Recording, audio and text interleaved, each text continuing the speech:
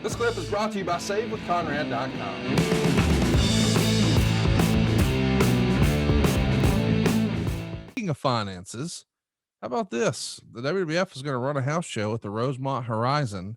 They're going to draw $229,222. And that's the largest house for a non-pay-per-view wrestling event in Chicago since 91.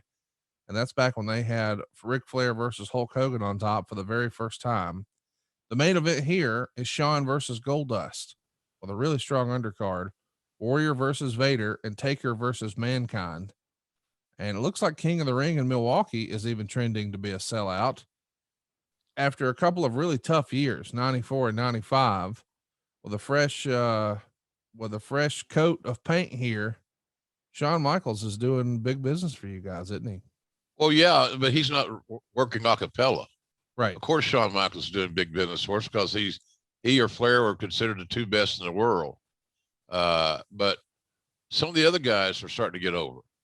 You know, you notice that Shawn Michaels didn't work by himself in the Rosemont. No. He worked with Goldust. That character started to get over, and other characters started getting over. So our rebuild and our reboot for a lot of the talent there, you know, I think when Scott and Kevin left, it was just a good tap on the shoulder to Vince that we needed to get younger. We needed to get more athletic.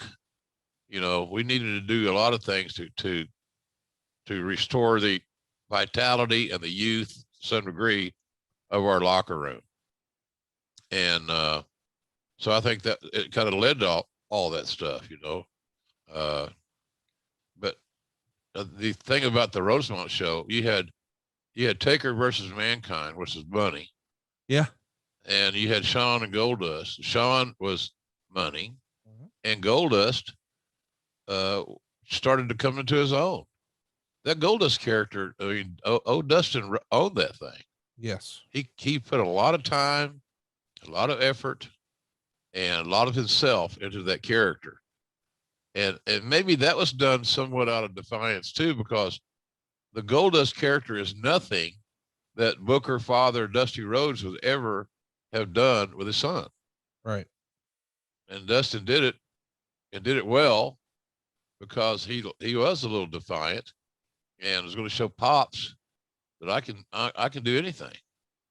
So whether that be true or not, it doesn't matter. If you believe it, it matters. So I think a lot of guys are starting to get over, but to your point about Shawn being able to be the focal point was great timing, whether it was intentional or not. It was great timing.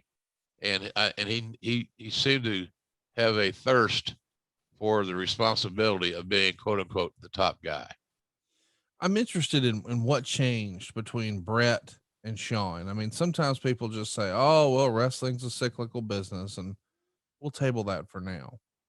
But it does feel like Shawn Michaels may have just been sort of an old school babyface. You've talked before about how, you know, back in the territory days, you needed a good looking babyface. He's sort of responsible for drawing the women. Did you feel like the audience was changing a little bit, that Shawn was more effective in drawing the women in than any other WWE champion in recent history? Well, that's how he was marketed. The visuals, the posters, the you know, the videos and all those things were bracketed and around that. So to play off all of his skills and all of his resources and all of his assets. So it wasn't overly surprising. Good looking guy, Sure. great body. He's had loads and loads and loads of charisma. So yeah, but I think we just basically try to underscore that.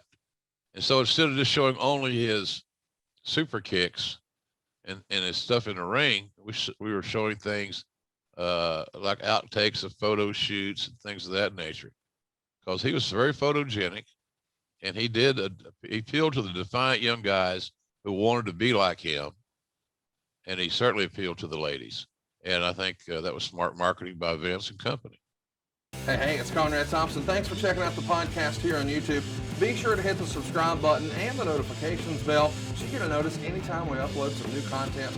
And go save yourself some money right now. If you're in a 30-year loan or you have credit card debt, it's not a matter of if I can save you money. It's a matter of how much. Find out right now for free at SaveWithConrad.com.